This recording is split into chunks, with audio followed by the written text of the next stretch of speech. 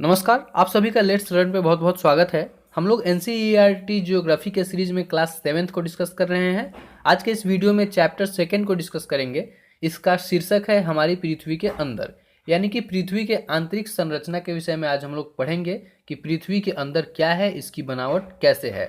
आप सभी ने पढ़ा कि हमारी पृथ्वी एक गतिशील ग्रह है। पृथ्वी अपने अक्ष पर घूर्णन करते रहती है, सूर्य के चारों ओर जो है चक्कर लगाते रहती है। साथ ही पृथ्वी के बाहरी सतह पर हम लोगों ने पढ़ा कि हमेशा ही परिवर्तन होते रहता है। वैसे ही पृथ्वी के आंतरिक सतह पर भी कुछ ना कुछ परिवर्तन होता है, उसके विषय में आज हम लोग पढ़ेंगे। और हाँ, एनसीईआरटी की जितनी भी वीडियोज बनी है उन सब के प्लेलिस्ट का लिंक आपको डिस्क्रिप्शन में मिल जाएगा, वहाँ से आप पिछले वीडियोज को देख सकते हैं। ओके, चलिए अब आगे पढ़ते हैं पृथ्वी के आंतरिक सतह के आंतरिक भाग के विषय में। बताया जा रहा है कि पृथ्वी एक प्याज की भांति है। जैसे आप प्याज को परत दर परत हटाते चले जाते हैं, वैसे ही पृथ्वी भी अलग अलग परतों में बटी हुई है। पृथ्वी की जो सबसे ऊपरी परत होती है, इसे हम लोग पर्पटी के नाम से जानते हैं। अब सबसे ऊपरी का मतलब क्या दिख रहा है आपको? या तो कहीं महासागर होगा या कहीं महाद्वीप होगा, ठीक है। तो जो महाद्वीपीय क्षेत्र है, इसमें पर्पटी की आप कह सकते हैं ऊंचाई 35 किलोमीटर होती है, और जो महासागरीय क्षेत्र है इसमें पर्पटी की जो है ऊंचाई 5 किलोमीटर होती है। इसको समझने के लिए आइए नीचे दिए हुए चित्र में देखिए। मान लीजिए पृथ्वी की यह जो है ऊपरी भाग है, जिसे पर्पटी के नाम से जाना जाता है। अब जहाँ पर महासागर होगा वहाँ देखना आपको जमीन कहाँ मिलेगा, इतने अंदर आकर। जहाँ महाद्वीप है यहाँ ये सारा जमीन का ही, स्थल का ही भाग है, स्थल का ही भाग है। तो महाद्वीपीय क्षेत्र में आप कह सकते हैं पर्पटी की जो ऊंचाई है यह 35 किलोमीटर हो जा रही है। महासागरीय क्षेत्र में क्या हो जा रहा है कि लगभग 30 किलोमीटर क्या है, पानी है। 30 किलोमीटर नीचे आने पे हमें स्थल मिल रहा है, तो पर्पटी सिर्फ 5 किलोमीटर में ही हमें प्राप्त हो रहा है। तो ध्यान रहेगा, महासागरीय क्षेत्र में जब भी पूछे पर्पटी की ऊंचाई 5 किलोमीटर, महाद्वीपीय संहति में या महाद्वीपीय क्षेत्र में पूछे तो 35 किलोमीटर, ये ध्यान रखिएगा। अब अगर हम बात करते हैं इसके बनावट की, कि जो महाद्वीपीय क्षेत्र है वो किस चीज़ से बना है, तो यह सिलिका और एल्यूमिना से बना होता है। इसलिए इसे सीएल के भी नाम से जाने जाते हैं। सीएल का मतलब सी से सिलिका, एस एल से एल्यूमिना। तो महाद्वीपीय के विषय में पूछे 35 किलोमीटर और सिलिका और एल्यूमिना, ध्यान रखिएगा। महासागरीय के विषय में पूछे 5 किलोमीटर, और महासागरीय क्षेत्र की जो प्रॉपर्टी है वो सिलिका और मैग्नीशियम से बनी होती है। इसे सीमय के नाम से भी जानते हैं। ये अपना कुछ इन्फॉर्मेशन था। अगला इन्फॉर्मेशन है कि पृथ्वी के ठीक नीचे, पर्पटी के ठीक नीचे मेंटल पाया जाता है। देखिए तीन जो है सतह में, तीन जो है भाग में बटा हुआ है। पहला पर्पटी, दूसरा देखिए यहाँ से यहाँ तक मेंटल, और इसके नीचे ये है क्रोड, ठीक है। तीन भागों में बटा हुआ है पर्पटी, जिसके विषय में हम लोगों ने पढ़ा। सबसे ऊपरी सतह है, उसके ठीक नीचे है मेंटल, और उसके ठीक नीचे है आंतरिक क्रोड या क्रोड। आंतरिक क्रोड का मतलब हुआ बिल्कुल ही ये सेंटर, बाह्य क्रोड का मतलब हुआ ये बाहरी क्रोड। तो तीन हिस्सों में आप बांट सकते हैं। अगला हम मेंटल के विषय में पढ़ते हैं। मेंटल के विषय में बताया जा रहा है कि यह पर्पटी से ठीक नीचे है, और इसकी ऊंचाई या फिर आप कह सकते हैं जो है इसका फैलाव या गहराई 2900 किलोमीटर है, ठीक है। ये 2900 किलोमीटर है। और देखिए पर्पटी भी जैसे इस तरह से गोल है पृथ्वी के ऊपरी सतह पर, वैसे ही मेंटल भी क्या है, एक गोलाकार रूप लिया हुआ है, ऐसे से ऐसे। ये देखिए ये सारा क्षेत्र जो है क्या है, मेंटल का क्षेत्र है, ठीक है। तो मेंटल का क्या है, ये कह सकते हैं गहराई यहाँ से यहाँ तक 2900 किलोमीटर, ये ध्यान रखिएगा। मेंटल के ठीक बाद आता है क्रोड।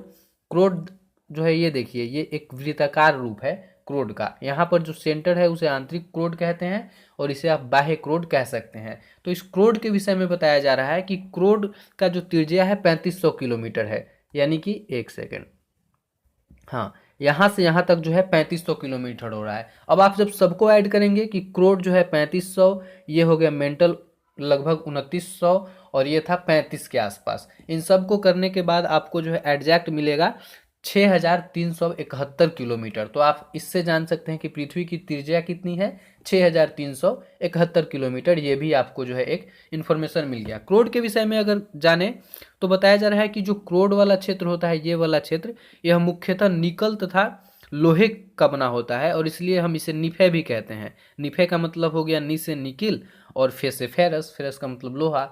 लोहा और निकेल से बना होता है क्रोड। मेंटल के विषय में, इसके संरचना के विषय में नहीं बताया जा रहा है कि किससे बना होता है। प्रॉपर्टी के विषय में आपको बताया गया है, आप एक बार फिर से ध्यान कर लीजिए। महाद्वीपीय प्रॉपर्टी के विषय में जब भी पूछे तो सिलिका और एल्यूमिना, और महासागरीय प्रॉपर्टी के विषय में पूछे तो सिलिका एवं मैग्नीशियम। ठीक है, ये बता दीजिएगा। यहाँ कुछ इन्फॉर्मेशन दिया हुआ है, इसे पढ़ लेते हैं फिर आगे बढ़ेंगे। विश्व की सबसे गहरी खान दक्षिण अफ्रीका में स्थित है और इसकी गहराई है 4 किलोमीटर। देखिए, इंजीनियर लोगों ने तेल की खोज में सबसे ज़्यादा गहराई तक 6 किलोमीटर तक अंदर अभी तक वो जा पाए हैं, यानी कि पृथ्वी के अंदर मात्र 6 किलोमीटर तक लोग अभी तक पहुंच पाया है। पृथ्वी के केंद्र तक पहुंचना बहुत ही मुश्किल है। बताया जा रहा है अगर आपको जाना है तो लगभग 6000 किलोमीटर की गहराई तक खोदना होगा, यानी कि त्रिज्या है 6371 किलोमीटर, उतना खोदना होगा तब आप पृथ्वी के केंद्र तक जाएंगे। लेकिन यहाँ तक जाना पॉसिबल ही नहीं है। पृथ्वी के अंदर आप जैसे जैसे बढ़ते हैं ताप और दाब बढ़ते ही चला जाता है। एक स्तर पे नीचे जाके मैग्मा मिलती है, लावा, बिल्कुल जो है गर्म लावा बहते रहती है, तो जाना बिल्कुल ही पॉसिबल नहीं है। लेकिन कहा जा रहा है कि अगर जाना हो तो 6000 के आसपास आपको खुदाई करनी होगी। अब हम लोग पढ़ते हैं शैल एवं खनिज के विषय में। उसको पढ़ने से पहले थोड़ा सा इस बॉक्स को भी देख लीजिए।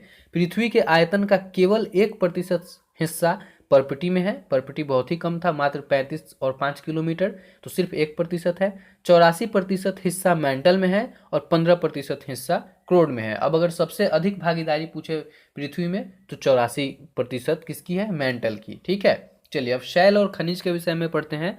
देखिए, पृथ्वी का जो पर्पटी है, ऊपरी जो सतह है, वह अनेक प्रकार के शैलों से बना है। आप कह सकते हैं शैलों से क्या, वो खनिजों से बना हुआ है, और जो खनिज होते हैं उन्हीं को मिलाकर शैल का जो है निर्माण होता है। कहा जा रहा है कि पृथ्वी की पर्पटी बनाने वाले जो खनिज पदार्थ हैं, वे किसी भी प्राकृतिक पिंड को, खनिज पदार्थ से जो प्राकृतिक पिंड बनते हैं, अलग अलग संरचना तैयार हो गए, वे सभी मिलाकर जिस चीज़ का निर्माण कर रहे हैं वही पर्पटी है। बताया जा रहा है कि जो शैल है वे विभिन्न रंग के हो सकते हैं, विभिन्न आकार के, विभिन्न गठन के हो सकते हैं। मुख्य रूप से शैलों को 3 प्रकार में बांटा गया है। यहाँ आपको बताया जा रहा है आग्नेय शैल, इग्नियस शैल, या अवसादी सेडिमेंट्री, या कायांतरित यानी कि मेटामॉर्फिक। अब हम इन तीनों के विषय में एक एक करके पढ़ेंगे। ठीक है, बताया जा रहा है कि जो द्रवित मैग्मा ठंडा होकर ठोस हो जाता है। देखिए, आप लोग याद कीजिए ज्वालामुखी को। ज्वालामुखी में क्या होता था? पृथ्वी के अंदर जो लावा फैल रही है वो ज्वालामुखी से निकली लावा के रूप में, और ठंडा होने पर पर्वत का, पहाड़ का निर्माण हो जाता था। वैसे ही पृथ्वी के अंदर लावा जो है हर जगह चलते रह रहा है, चलते रह रहा है। जहाँ भी पृथ्वी का कोई हिस्सा, पर्पटी का कोई हिस्सा कमजोर हुआ, वहाँ से लावा फूट के बाहर निकल गया। तो यही बताया जा रहा है जो ये लावा फूट के बाहर निकलेगा और इससे जो जिस शैल का निर्माण होगा उसे हम लोग आग्नेय शैल कहेंगे। इसे प्राथमिक शैल भी कहा जाता है। और आग्नेय शैल को 2 प्रकार में बांटा गया है, अंतर्भेदी शैल और बहिर्भेदी। बहुत ही आसान है, घबराइए मत कि कितना बांटा जा रहा है। 3 ही याद रखना है, आग्नेय, अवसादी और कायांतरित। आग्नेय को 2 हिस्से में बांटा गया, अंतर्भेदी और बहिर्भेदी। अंतर्भेदी का मतलब हो गया कि देखिए यहाँ पढ़ते हैं, हाँ, बहिर्भेदी सबसे पहले समझते हैं। बहिर्भेदी का मतलब है, जैसे लावा की बात की हम लोगों ने, तो लावा अगर बिल्कुल ही पृथ्वी के बाहर आके ठंडा होता है तो इससे जिस शैल का निर्माण होता है इसे हम लोग बहिर्भेदी शैल के नाम से जानते हैं। क्या होता है कि यह चूंकि एक ही बार बाहर आके ठंडा होता है जल्दी से, इसलिए इसकी जो संरचना है बहुत ही महीन होती है। इसका उदाहरण आपको बताया जा रहा है बेसाल्ट। आपसे पूछ सकता है कि बहिर्भेदी आग्नेय शैल किस प्रकार का होता है, तो आप कहेंगे महीन दानों वाले। इसके उदाहरण तो बेसाल्ट। दक्कन का जो पठार है वह बेसाल्ट के शैलों से ही बना है, यानी दक्कन का पठार किस प्रकार की प्रक्रिया से बना होगा? जो है इसी प्रकार के बहिर्भेदी प्रक्रिया से बना होगा। लावा जो है अचानक से बाहर निकला, ठंडा हुआ, तो जो है दक्कन का पठार बना। अब अगर बात करते हैं अंतर्भेदी। अंतर्भेदी का मतलब हुआ जैसे पृथ्वी है, पर्पटी है, लावा जा रही है, आ रही है, कहीं पे कमजोर है तो बाहर निकलने का प्रयास तो किया, लेकिन बाहर निकल के ठंडा ना हुआ, बल्कि रास्ते में ही बीच में कहीं ठंडा हो गया। ठीक है, अब बीच में ठंडा हुआ तो धीरे धीरे वह जो है ठोस का आकार ले लिया और अंदर ही अंदर ठंडा हो गया। उसे हम लोग अंतर्भेदी आग्नेय शैल के नाम से जानते हैं। ग्रेनाइट इसका उदाहरण आपको दिया जा रहा है। तो ये हम लोगों ने पढ़ा आग्नेय शैल को। इसके बाद सेडिमेंट्री शैल को पढ़ते हैं, अवसादी शैल को। तो पृथ्वी पर अब मान लीजिए हर जगह तो आग्नेय शैल बन जाएगा प्राथमिक रूप से, लेकिन जब यह टूट फूट कर, लुढ़क कर, चटक कर इधर उधर हो जाएगा और हवा, जल या इन सब के कारण कहीं दूसरे जगह इसको उड़ाकर जब ले जाया जाएगा तो वहाँ पर वह जमा हो जाएगा।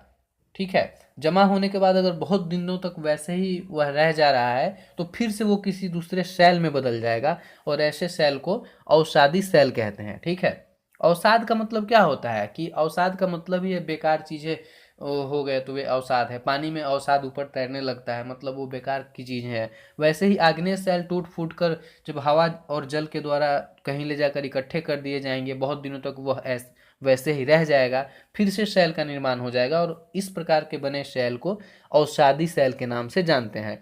अवसादी शैल में जो है आपको जीवाश्म भी पाए जाएंगे, क्योंकि उड़ा उड़ा कर इधर उधर से जो हवा और पानी के माध्यम से लाया गया है, तो जरूरी थोड़ा है कि सिर्फ उस शैल का टुकड़ा ही लाया जाएगा, साथ साथ हो सकता है कि छोटे छोटे जीव जंतु या मृत पौधे वगैरह भी उसके साथ साथ लाए जाएंगे और उसमें भी वह बहुत दिनों तक रहने के कारण जम जाएगा। तो पूछा जा सकता है आपसे कि जीवाश्म किस प्रकार के शैल में पाए जाते हैं, तो हमेशा याद रखिएगा अवसादी शैल में। ठीक है, चलिए आगे बढ़ते हैं।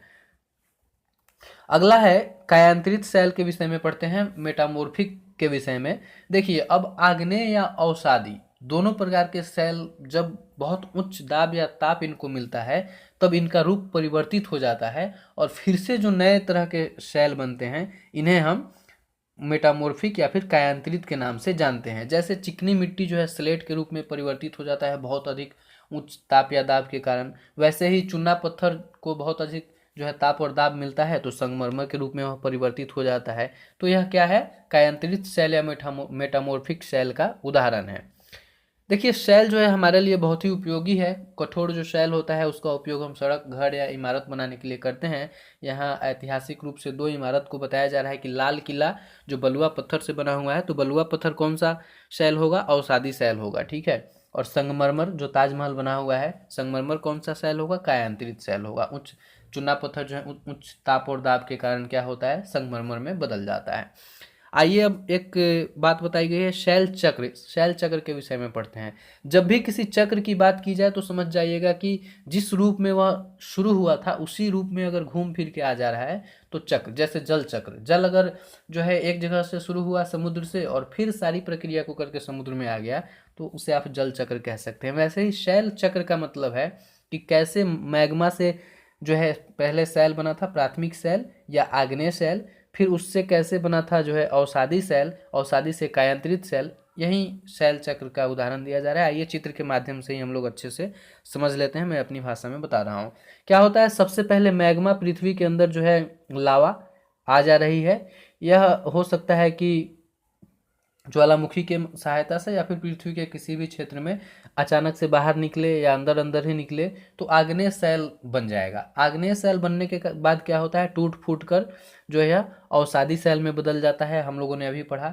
फिर अब क्या होगा कि अवसादी शैल और आग्नेय शैल दोनों मिलकर कायांतरित शैल बन जाते हैं उच्च जो है ताप और दाब के कारण। अब कायांतरित शैल का भी एक समय आता है जब बहुत अधिक जो है दाब और ताप मिलता है, बहुत ज़्यादा अधिक, तब यह फिर से मैग्मा का रूप धारण कर लेता है और फिर अपने पहले वाले सिचुएशन में आ जाता है। इस प्रकार क्या हो रहा है, जो मैग्मा पहले जो है आग्नेय शैल बना था, उससे अवसादी शैल बना था, फिर उससे कायांतरित शैल बना था, वहीं कायांतरित शैल फिर से मैग्मा बन जा रहा है, तो इसको हम लोग शैल चक्र के नाम से जानेंगे। ओके, चलिए, तो ये अपना जो है शैल चक्र था। आगे जो है बताया जा रहा है कि सेल क्या होता है, विभिन्न प्रकार के खनिजों से बनता है। ये आप सभी जानते हैं, हम लोगों ने पहले ही चर्चा किया कि पृथ्वी का जो पर्पटी है वह मुख्यतः खनिज से बना हुआ है। खनिज ही आपस में मिलकर नए नए संरचना या आकृति आकार का निर्माण करते हैं, जिसे शैलों के नाम से जाना जाता है। उसी बात को दूसरे लैंग्वेज में कहा जा रहा है कि शैल विभिन्न प्रकार के खनिजों से बने होते हैं। अगर हम खनिज की बात करें तो हम लोगों ने पढ़ा था पठारी क्षेत्रों में खनिजों की प्रचुरता होती है। तो खनिज जो है एक प्राकृतिक पदार्थ है जिनका निश्चित भौतिक गुणधर्म और निश्चित रासायनिक मिश्रण होता है। कहने का मतलब, अगर किसी क्षेत्र में कोई खनिज मिल रहा है तो उसका एक निश्चित जो है भौतिक गुणधर्म होगा। अगर लोहा एक खनिज है तो इसका एक निश्चित बनावट है कि लोहा कैसा है, किस प्रकार का भौतिक बनावट है या कैसा इसका रासायनिक मिश्रण है। वैसे ही सोना, एल्यूमिनियम, यूरेनियम, सबका अलग अलग प्रकार जो है निश्चित इनका हर चीज़ होता है, गुणधर्म भौतिक और रासायनिक। ठीक है, ये बात बताई जा रही है। खनिज जो है मानव जाति के लिए बहुत ही महत्वपूर्ण है, हम सभी जानते हैं। खनिज का प्रयोग हम ईंधन के रूप में भी करते हैं, जैसे कोयला, प्राकृतिक गैस, पेट्रोलियम। इनका उपयोग जो है हम उर्वरक के रूप में, औषधि के रूप में या फिर फैक्ट्री वगैरह उद्योगों में भी किया जाता है, जैसे यूरेनियम, लोहा, एल्युमिनियम, सोना, ये सब। ठीक है, चलिए अब आगे प्रश्नों को फटाफट से हल कर लेते हैं। पूछ रहा है पृथ्वी की 3 परत कौन कौन से हैं, तो आप बता सकते हैं पर्पटी, मेंटल, क्रोड, तीनों के विषय में भी आपने पढ़ा, अच्छे से चाहे तो लिख सकते हैं। शैल क्या है, तो बता सकते हैं कि पर्पटी जिस खनिज से बना होता है उसी खनिज के अलग अलग आकार और आकृति से बने हुए चीज को हम शैल कहते हैं, पिंड को हम शैल कहते हैं। 3 प्रकार की शैलों के नाम बताइए, तो बता दीजिए आग्नेय, अवसादी और कायांतरित। बहिर्भेदी और अंतर्भेदी शैल का निर्माण कैसे होता है, तो जब लावा या मैग्मा जो है पूर्ण रूप से बाहर आके ठंडा हो तब हम बहिर्भेदी शैल कह सकते हैं उसे। अंदर ही अंदर जब ठंडा हो जाए तो उसे अंतर्भेदी शैल के नाम से जाना जा सकता है। दोनों का एक एक उदाहरण दे सकते हैं आप, बेसाल्ट और एक और कुछ था। शैल चक्र से आप क्या समझते हैं, वहीं जब शैल मैग्मा जो है पुनः सारे रूपों से होते हुए फिर मैग्मा में लौट आए उसे शैल चक्र कहते हैं। आप इसे अच्छे से लिखेंगे कि मैग्मा कैसे आग्नेय शैल बनती है, आग्नेय शैल फिर कैसे अवसादी जो है अवसादी शैल बनता है, फिर कायांतरित बनता है, फिर कायांतरित कैसे मैग्मा में परिवर्तित हो जाता है। शैल के उपयोग के विषय में पूछ रहा है, तो शैल का उपयोग हम लोगों ने पढ़ा कि सड़क, घर, इमारत ये सब बनाने में किया जाता है। कायांतरित शैल क्या है, तो जब अधिक उच्च जो है ताप और दाब के कारण अवसादी और आग्नेय शैल एक नए रूप में आ जाते हैं उसे हम लोग कायांतरित शैल के रूप में जानते हैं। द्रवित मैग्मा से बने शैल, आग्नेय शैल सबसे पहले मैग्मा से बनता है। पृथ्वी का सबसे भीतरी परत क्रोड, सोना, पेट्रोलियम एवं कोयला किसके उदाहरण हैं, खनिज के। शैल जिसमें जीवाश्म होते हैं, किस में जीवाश्म होगा, अवसादी शैल में। पृथ्वी की सबसे पतली परत कौन सी है, पर्पटी है, सबसे ऊपरी हम लोगों ने पढ़ा। मिलान करने के लिए दे रहा है तो मिलान अलग अलग दिया हुआ है, तो ऐसे आप करके देख लीजिए यहाँ से यहाँ तक, ठीक है। क्रोड पूछ रहा है, क्रोड क्या है, तो देखिए क्रोड तो सबसे भीतरी परत होता है, तो आप ऐसे इसको मिला दीजिए क्रोड से। खनिज, खनिज क्या है, तो खनिज का एक निश्चित रासायनिक जो है मिश्रण होता है, तो ऐसे खनिज को मिला दीजिए। शैल, शैल क्या है, तो आप कह सकते हैं कि शैलों से सड़क और इमारत का निर्माण होता है, तो यहाँ मिला दीजिए।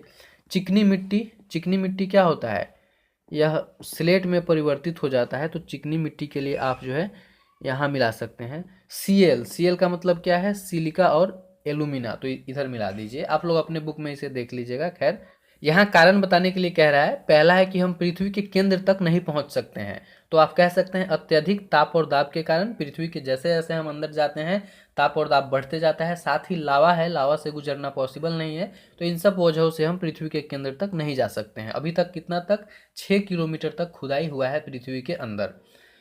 अवसादी शैल अवसाद से बनते हैं, तो आप बता सकते हैं कि आग्नेय शैल टूट फूट कर जब जल या हवा के माध्यम से किसी एक जगह पर जमा कर दिए जाते हैं, तो ऐसे अवसादी शैल का निर्माण होता है।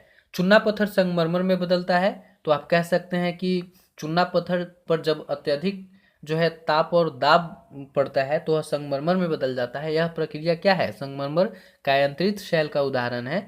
जब जो है कायांतरित शैल कैसे बनता है, जब अवसादी और आग्नेय शैल पर ताप और दाब अधिक हो जाता है, तो इस तरीके से कायांतरित शैल का निर्माण होता है। तो ये अपना दूसरा अध्याय था। वीडियो अच्छी लगी हो तो लाइक कीजिए, एक दो जगह शेयर भी कर दीजिएगा, और नए हैं तो चैनल को सब्सक्राइब कर लीजिए। धन्यवाद।